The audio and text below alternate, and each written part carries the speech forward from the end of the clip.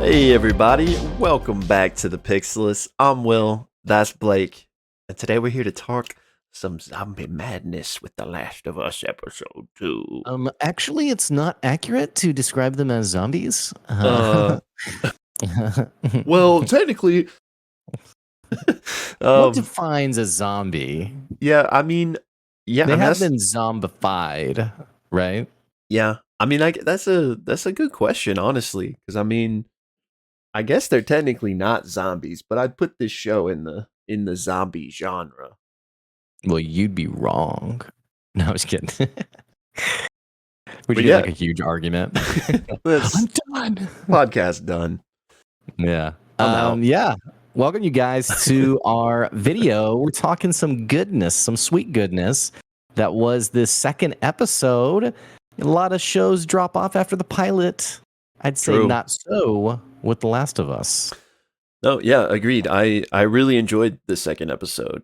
Well, real quick before we dive into it, a couple of quick announcements, which I don't know the overlap here in our audiences, but Sure. for those of you that watch Critical Role that are watching The Legend of Vox Machina at the time of Blake and I recording this, the next set of episodes of Vox Machina are about to drop, and we are going to be having a watch party in our Discord. So if that interests you, join the Discord. There should be a link in the description box below. Also, the new Critical Role Campaign 3 comes back tonight, so I'm excited for that. And Get some more nightmare fuel of old Granny Grandpa Morgan. Maury. I'm excited to find out. So a lot happening tonight. I thought I had something else to mention, but I don't know what it is. So I guess that's it. Unless you've got anything. I got nothing. All right. Just like life. Don't you have kids? But okay, yeah. So now getting back on track. Yeah, I liked the episode a lot. We both were very high on the pilot. And like you said, that does happen a lot. You know, a lot of resources, a lot of time will go into making a pilot. Not in this show's case, because obviously, okay, I want to make a point here, but it doesn't apply to The Last of Us, so maybe I shouldn't. But generally, you know, shows, they'll make pilots and then they will try to sell the pilot without having any season guaranteed, right? So a lot of times there will be a lot of thought, effort, and, you know, money put into a pilot, and it's like, oh, this was awesome, and then the next episode sucks. So didn't happen here. Or to, and I hate that this has become like our analogy for comparisons of The Last of Us, but Lord of the Rings, Rings of Power, watching after episode 1, which episode 1, I wouldn't call it anywhere near Last of Us episode 1, but it was enough to pique my interest. And I remember watching episode 2 thinking, I'm willing to give it a chance. This did enough for me as a kid that I'm willing to give it a chance. Whereas with The Last of Us, episode 2, it was like, bro, we are feasting on some Last of Us. Like this was a good episode, with some emotional highs in it as well. Yeah. And I feel like the more time that goes on, like the harsher and harsher we're looking back at the Rings of Power. Well, and honestly, like having watched Rings of Power, I liked watching it. I'm glad I did. I don't bear any ill will towards it. It's just like, it's like, what's like the meme of like the guy like looking back? I just think of like, now that we're next to greatness of The Last of Us so far, you know, not to get too ahead of ourselves. Yeah. It's just easy to expose some of the flaws of Amazon's $1 billion show. No, 100%. 100%. And we talked about this last time, but it's just, you can tell, right? When you can tell when like there really is passion going into it. And yeah, Last of Us has it. And I agree, this second episode, it kind of, all right, since we're basically jumping into it, one thing that I really liked about it, in addition to, you know, the things you just mentioned, like rest in peace, Tess, was how we're getting the, what's the word I'm looking for here? It's new. it wasn't in the game, but like this new, I guess, Yeah. backstory is the word I'm looking for how the infection started. Yeah. Um, like that scene with the mycologist or whatever. Yeah. That's like an example of like a great change to make from the source material while still Yeah. like honoring it, you know? And extremely atmospheric, tone setting. Uh, I this old sweet woman who had such granny energy. Who, you know, that moment where, and by the way, guys, we did just put up a reaction video to watching this through, which we're still working out our reaction videos because it's like a total nightmare getting through like the copyright strikes. Yeah. So apologies that it's not super easy to watch in that regard. But if you've seen the episode, you'll know the parts we're talking about. But yeah, when the general's like, "What do we do?" and I'm thinking she's going to be like, "Pray." Like, what's the cliche? What's the cliche thing? You know, like the cliche, like whatever it is, right? Um, but instead, bomb Yeah. the city and everyone in it. Yeah, like not only is she a granny, but she's just like a research scientist. You wouldn't think that like that's where she would go first, but I mean, obviously, it's such a device to show us how bad this is. But Yeah, I mean yeah, the fact, yeah, that she was a this amazing. I don't know if it was like a researcher, professor. I think they said like professor of mycology. Um, the fact that she went straight there, it's like there was literally no hope. Like there yeah, was no chance. And even I love the detail of whenever she asks who else is anyone missing from work, and they've already said that the person who bit the woman is missing, and then 14 workers are gone, and she just gets silent and she's putting her tea down, and like her hands are shaking. You yeah. know, I just was like the little nuance of that. And by the way, did you know Neil Druckmann directed this episode? No, I Yeah, didn't know. I didn't pick up on that. this was his directorial debut. And they asked him on, I can't remember what podcast it was, but he was being interviewed, and they said, "Hey, what was it like to, you know, do your directorial debut on HBO for your life's work?" And he said it was the highlight of his life. Mm, And it was a great episode too, by the way. yeah, You wouldn't have been able to tell it was someone's first time. I mean, the game was so well directed, also, but anyway, yeah. I mean, not that anyone thinks he's lying, but I believe it. Like that. That has to be one of just the coolest experiences yeah, to create. I mean, he already had a one of the most lauded games of all time, so it's not like he right. came from nothing in that regard, but it must be just so cool to get to like take this story that just existed in your mind and then get to like literally help craft it into Mhm. this big screen experience, which is kind of similar to what is has been happening with the Critical Role people. Like I just imagine that's such a cool feeling, you know. I don't know if there's much better than that to take something that like you where passion meets expertise, you know. So I'm kind of Speaking of just a small thing about Critical Role, I saw a comment that was like, um, "Do you think Liam O'Brien's being like this was the best birthday present ever right, for how much man. money and success it brought them?" It's just wild to me. Good thing you wanted to play D&D. Like, so crazy how such like a little thing could completely change Yeah. your life and lots of people's lives. And that's the point of the podcast today is you never Yep. know what could change your life. We're launching a Kickstarter to create Yeah. the Yeah. Pixelist podcast animated show. I didn't know where you were going with that actually, but I was like, yes, we are. And then I was like, yes. Anyway, getting back to The Last of Us though, man, so much great tone setting with that intro. And honestly, that same tension really lasted through the whole episode.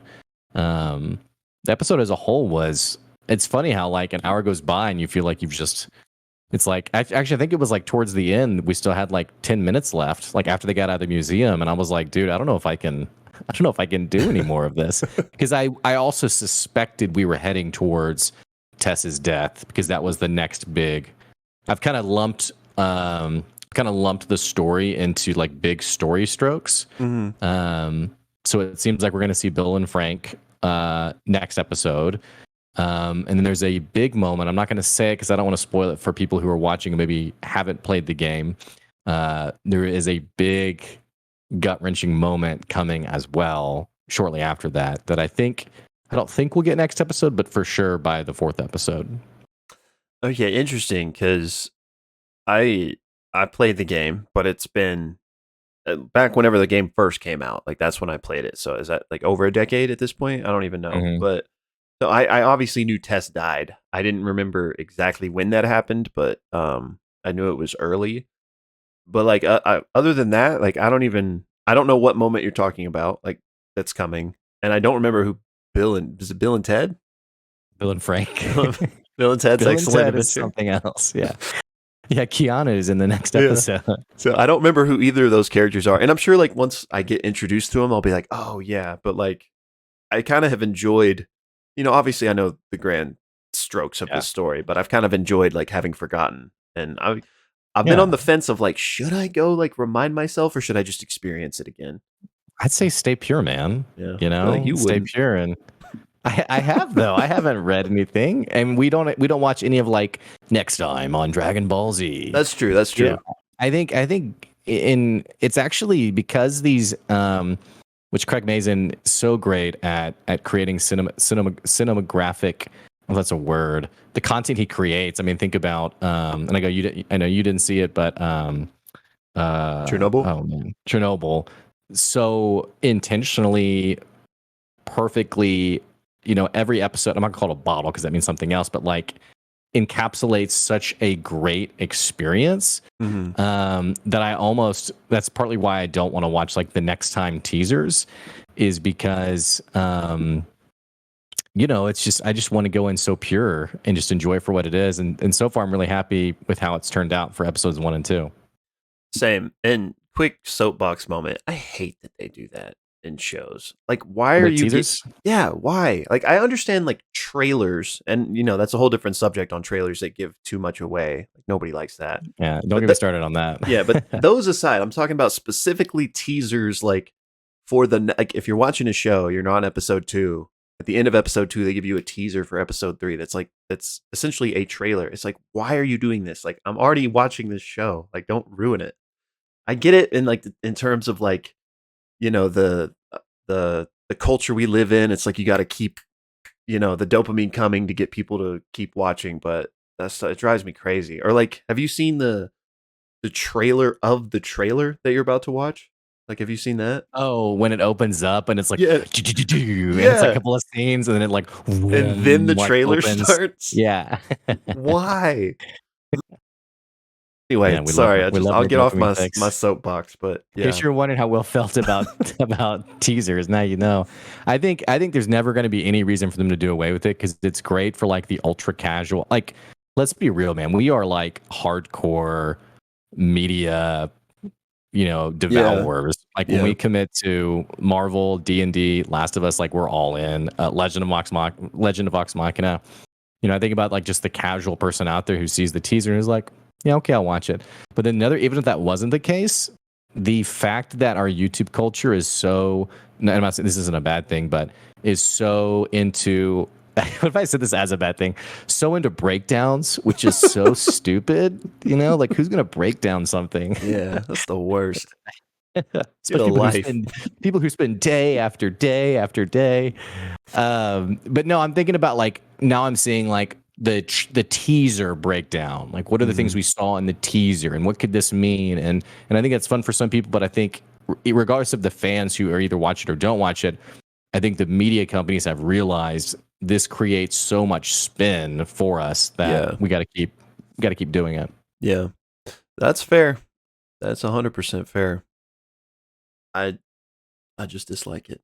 But moving on from that. Yeah. It's like 20 more minutes later. No, see, here's why they do it, Will. You're like, I get it. I just don't like it.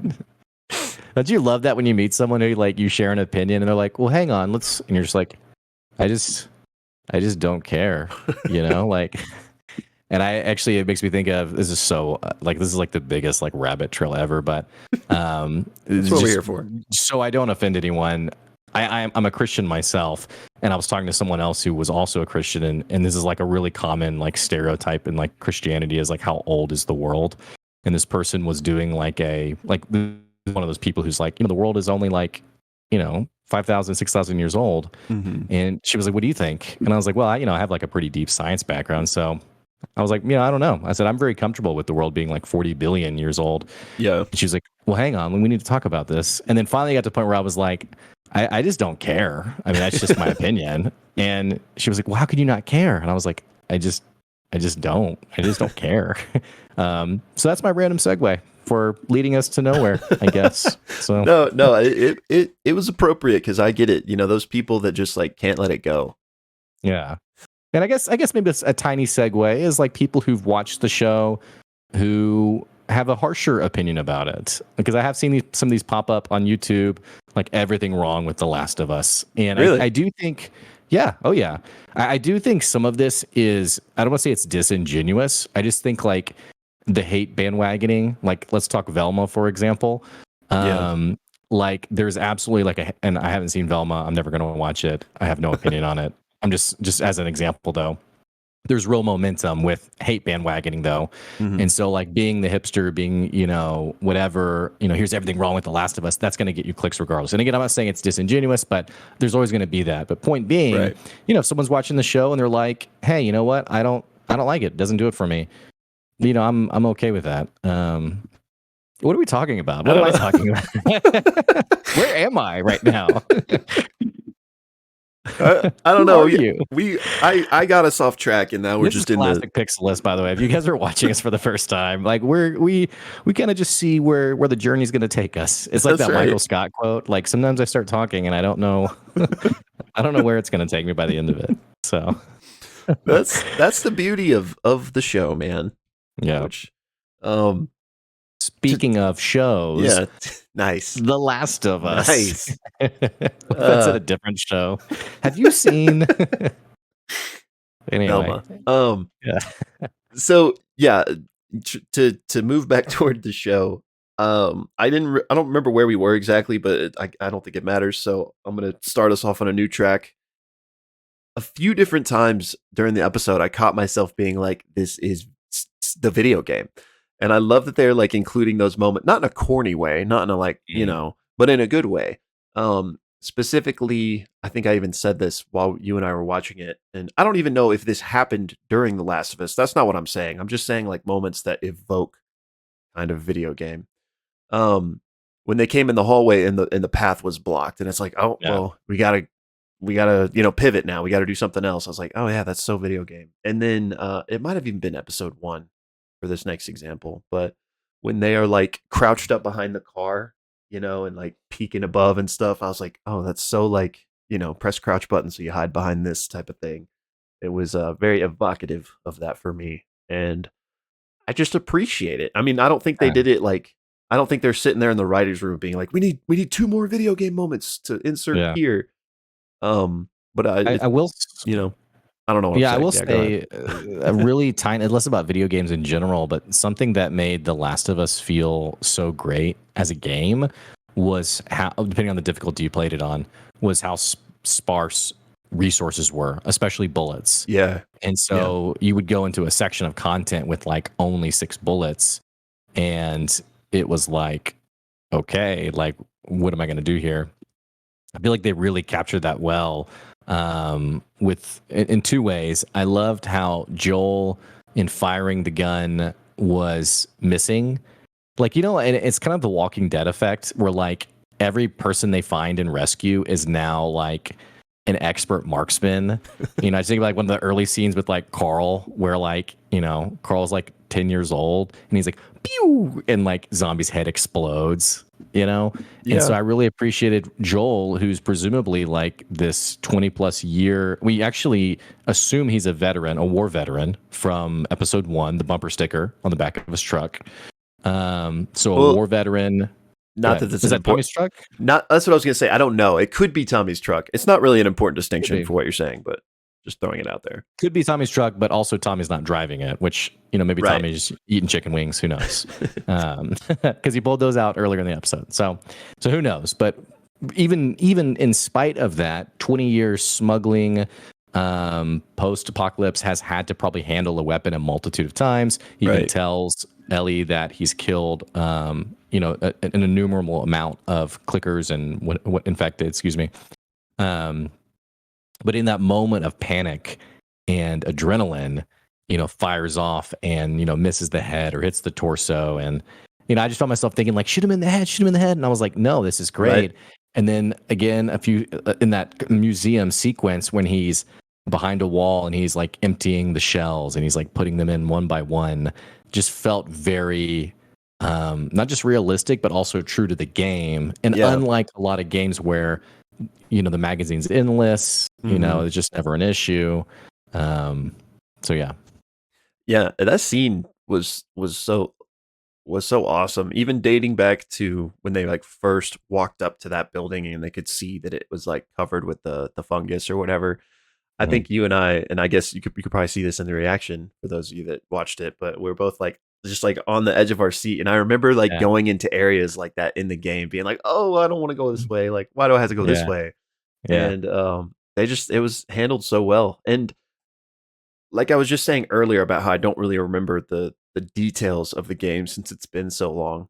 Did Tess die in that same way? I don't know if they like went through a museum like that in the game necessarily, but I couldn't remember exactly what happened. I think the museums is just a show detail. In the game, they make their way to, I think, the State House maybe or something, and the fireflies aren't there. In fact, I think maybe my kiddo's knocking on the door. No worries. I think they get there, and I think the fireflies had either. I don't think they were dead. I think they had moved on. Maybe I'm not quite sure. Can you hear my kid? Not really. I can hear. Okay. She has her face in the crack under the door, saying, "Dad, are you there?" Anyway, so I'm gonna get this sentence out. So I think in the game, either they had moved on or maybe they had died, like in the show. But then Fedra is swarming the place, and so, but she has been bit though, and so she dies, sort of fending off Fedra. But I loved how they did it in the show. I mean, I think it brings the focus back to just the chaos of the world. Because Fedra, in the game, it made sense, but like, and again, I don't want to get into spoiler territory, but like Fedra as an antagonist is so localized to Boston that I think it'd be kind of a distraction for the audience to have, there's Fedra again. Like, are they going to show up again later? Or anyway, I don't know. Especially since we kind of already got them in episode 1. Right. I like that now in episode 2, we're kind of getting more introduced to this. I don't really want to call them zombies, but infected, I guess. Yeah, zombie behavior. Sure. Yeah. Which I and not that this was anything new for the show, but I just love the character development of Tess because, she's this hardened smuggler, and her and Joel have only been out basically for themselves in this life, which you kind of have to be in this apocalyptic world. But it takes like her getting bit and realizing that like I'm going to die. Like, what has my life even amounted to? And I'm projecting a lot, but I think this is fair. And that turning into, well, I can still do something. I can be part of the reason the world is saved if we can get this girl where she needs to be. So that in my mind, that's why she kind of has that. I'm not saying she like was just going to shoot Ellie in the head before she got bit or anything, but I feel like that really was the impetus to her being like, Joel, you have to do this. Yeah, and I loved the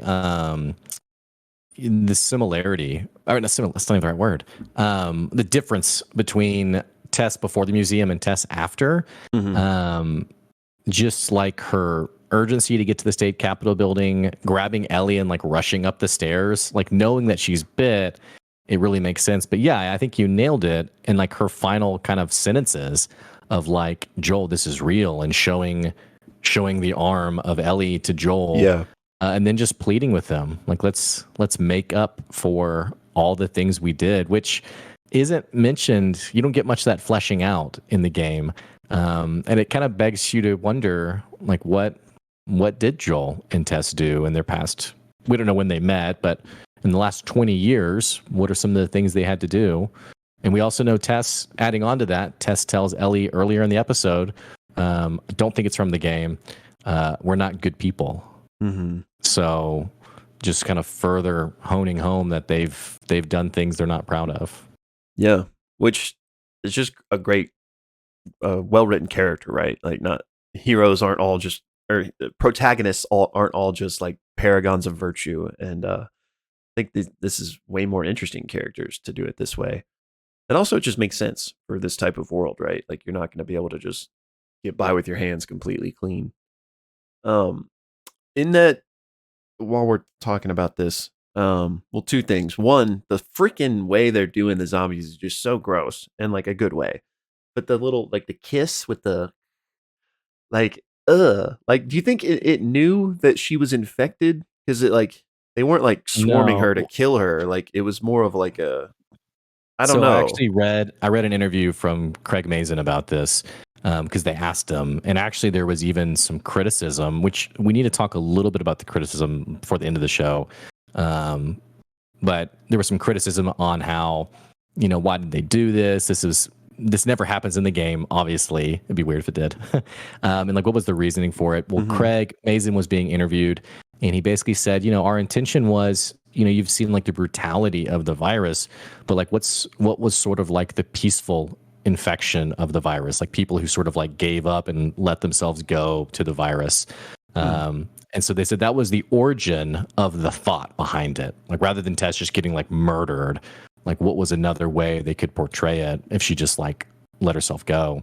But then they said that, I think to quote him, he said that then from that was born the nightmare fuel of the scene we came up with the Yeah. kiss, which was intended to feel violating. It was intended to feel, extremely disturbing, and they nailed it. I think. I mean, it was. I think if you check our reaction video, we were both just like, you know, and I love the detail of, she's and a lot of like apocalyptic stuff.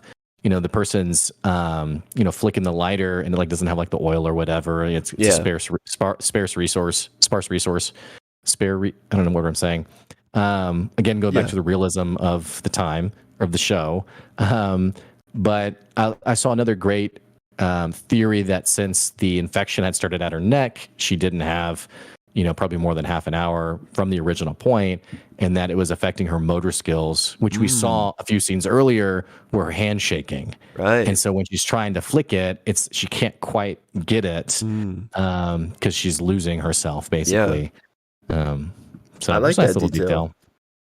Yeah, I like that. And so, just to make sure I'm clear on this, it the way it was kind of, they were kind of ignoring her except for the one that was going towards her, wasn't because they could sense she was already infected. It was because she wasn't resisting, and they were just like, that's the idea behind it Yeah, that and I think he it's was also saying.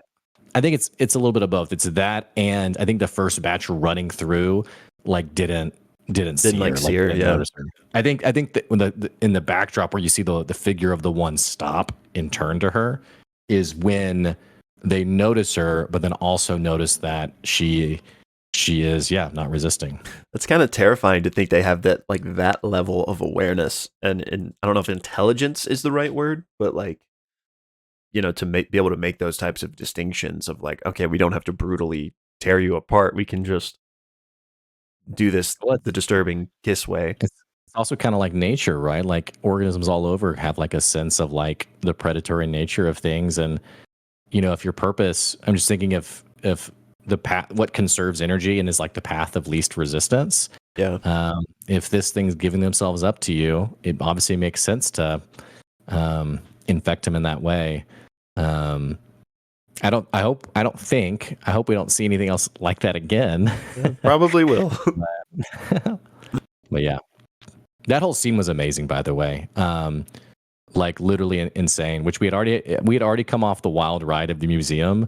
And so then going into that whole thing with Tess's plea to Joel, I think Pedro Pascal did an amazing job. Anna Torv did an amazing job.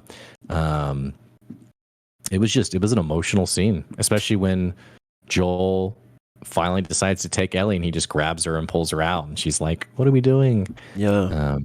So That was a moment. He doesn't say anything to her. He doesn't say bye, doesn't yeah, say I love you. Not that I expected him to say that, but I think Right. I think it speaks volumes that he didn't, and I think it just shows that this is a person that, again, we don't know how long they've been together, but have they're at least living together, presumably sleeping together, and They are, because are Anna like Torv. this. Sorry, I've been like deep diving this stuff. Anna Torv confirmed in an interview that they are lovers. Yeah, So they are sleeping together. They are living together. Anyway, continue. I didn't mean to interrupt you. no, and he just like we just said, he just takes Ellie and runs. There's not even a like Thanks not for the even a memories. bye, like not even a Yeah, I'm says sorry. nothing. Right. Which I think just speaks volumes about Joel's character. Like, he's still, ever since losing Sarah, he's Mhm. been completely walled off. He doesn't even have that for this woman he's been sharing his life with. It's just sad, but I think it makes for an amazing moment there. Mhm. Yeah, Yeah, it yeah, really was. It really was, yeah. And Anna Torv, the whole episode was just amazing. The acting has been incredible. I think it's been amazing. I mean, there's been some scenes that I think in our reaction, I was like, they'd have some communication, and I'd be like, dude, these people are awesome. I'm loving Bella Ramsey as Ellie. yeah, I thought one thing I loved about her in this episode was, we saw this. Rebellious kid in the first episode, and we got more of that in the second episode, and her and Joel having these really great I love when she's flipping the knife and Joel's like, where'd you learn to do that? And she's like, the circus. um, and then he says that Anna Torv, Tess is from Detroit, and he's like, it's in Michigan, and she's like, I know a map, I go to school. But so you have this one portrayal of her, but then once they get into the museum, like that moment where you see the panic on her face, and then also at the end when Tess dies, that final scene where she looks up at Joel, and Joel just unemotionally just turns and continues on, and she looks back kind of like, "Are you yeah, kidding me?" Like, that's like, I think that was so brilliantly directed, so perfectly acted. Like, I just love it when you watch scenes where so much is being said without any dialogue. Like, that yeah, is what acting should do. yeah. So Show those not things nailed tell. it for me. Yeah, 100% agreed. And also I'm shifting a bit, but on things that were good, which is basically everything we're talking about. The freaking set design and the atmosphere and the aesthetic is so like on point, like pitch perfect, I think.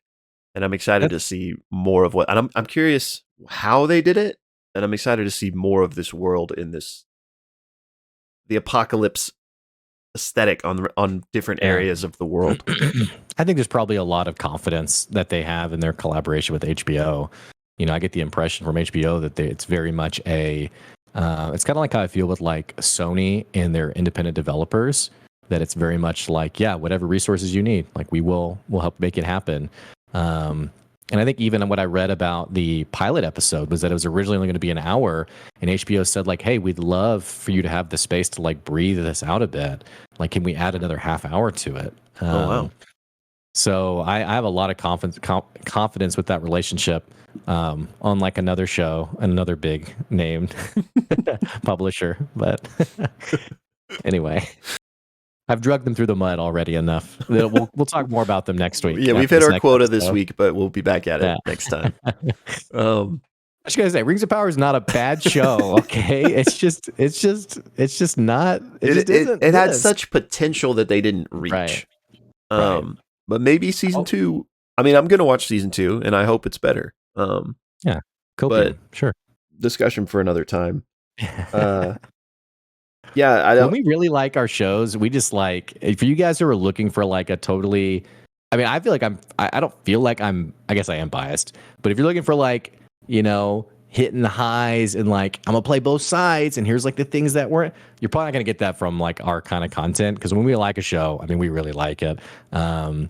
But when we don't like a show, I mean, we're pretty honest about it, Yeah, so yeah, we've I'd like to covered a think few. so. I'd like to think so. Yeah. Yeah, I mean, honestly, I think I'm trying to think if there's anything else I know I wanted to say about this. Nothing. I don't have anything immediately. I don't know if you do. Yeah. I was just going to say that I also, this might be a running theme as we talk about every episode, but I read that they had two actual The Last of Us fans play the clickers in this Oh, episode. that's cool.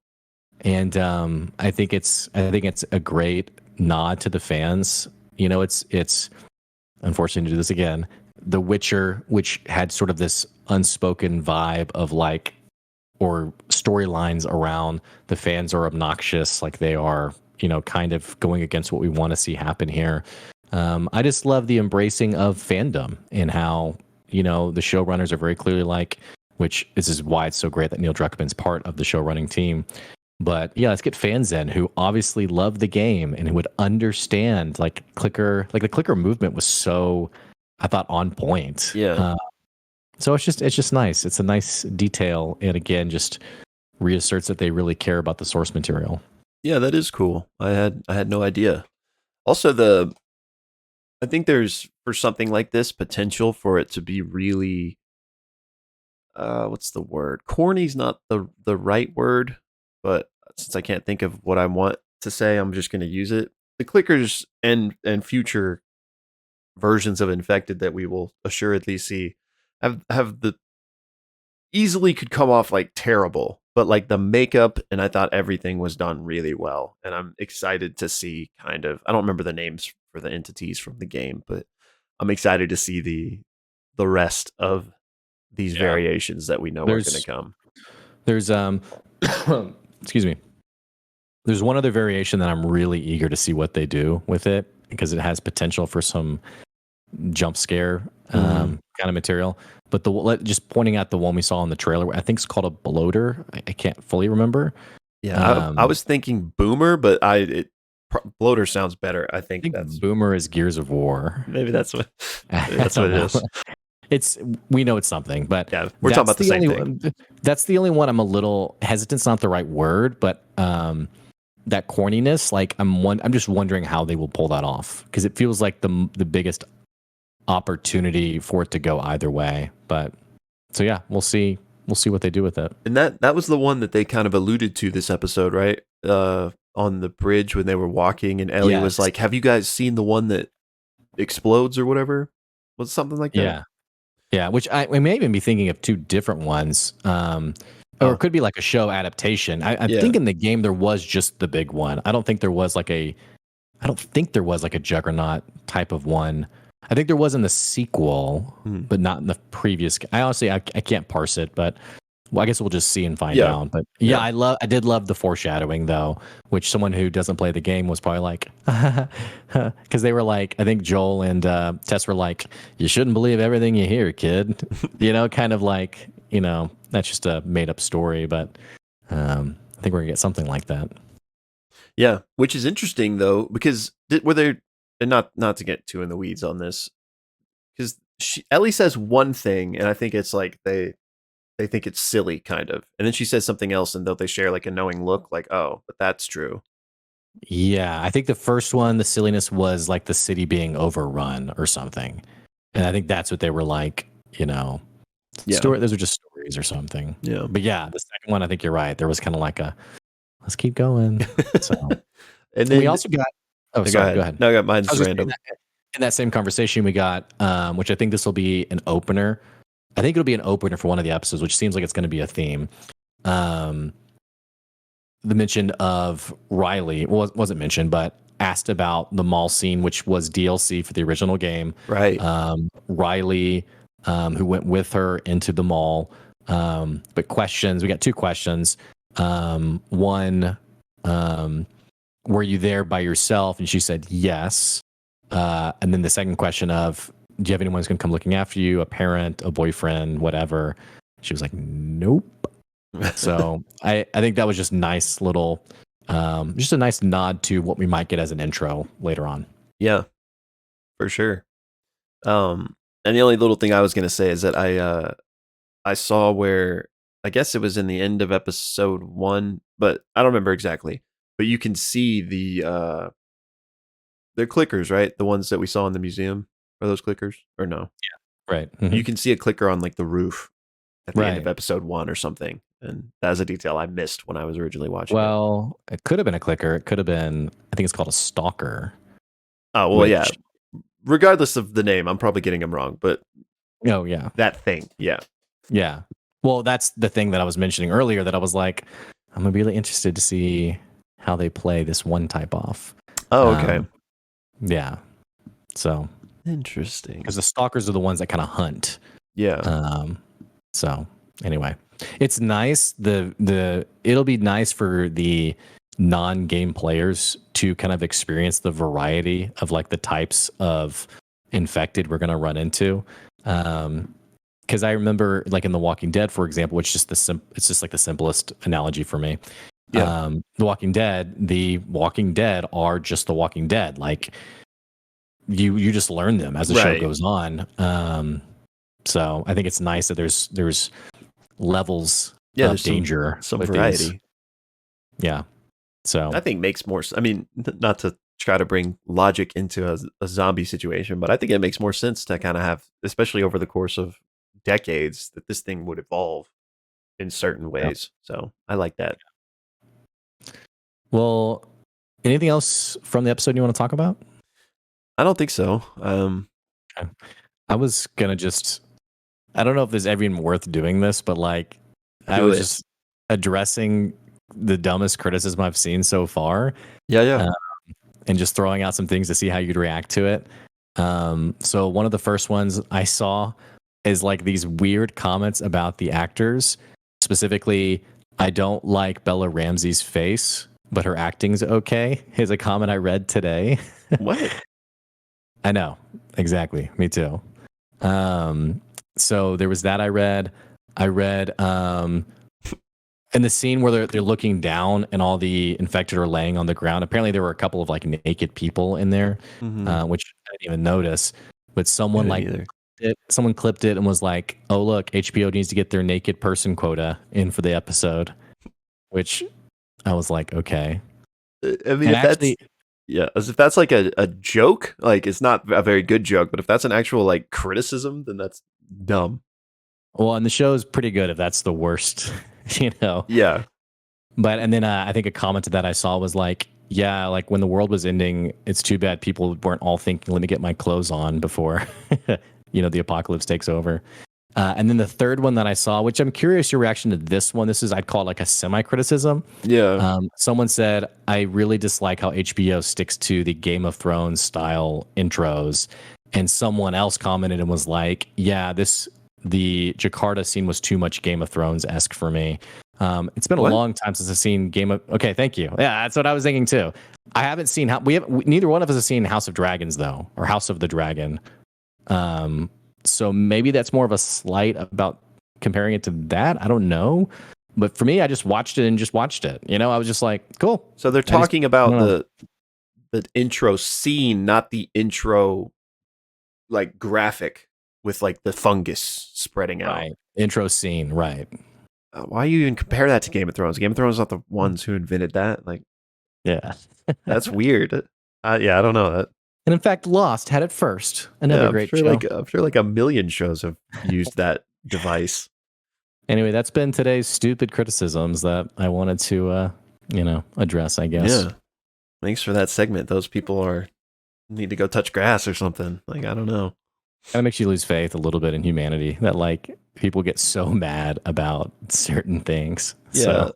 Yeah. I mean, and just to be clear, and I think I can speak for both of us here, we're not like, you can criticize the show, like, and there are fair criticisms to be made, but people that just like invent something so that they have something like to say contrarily is just ridiculous. Yeah. Well, I guess that's it from me. Love the episode, and I'm excited for episode 3 coming this weekend. Me too, man. Me too. I'm excited to meet Bill and Ted's Excellent Adventure meets Last of Us. Yeah. Let us know in the comments what you thought about the episode. What are you thinking so far about it? What do you love about it? Try to keep it as spoiler-free as possible for people who haven't played the game, or just spoiler tag it, and that'd be totally fine.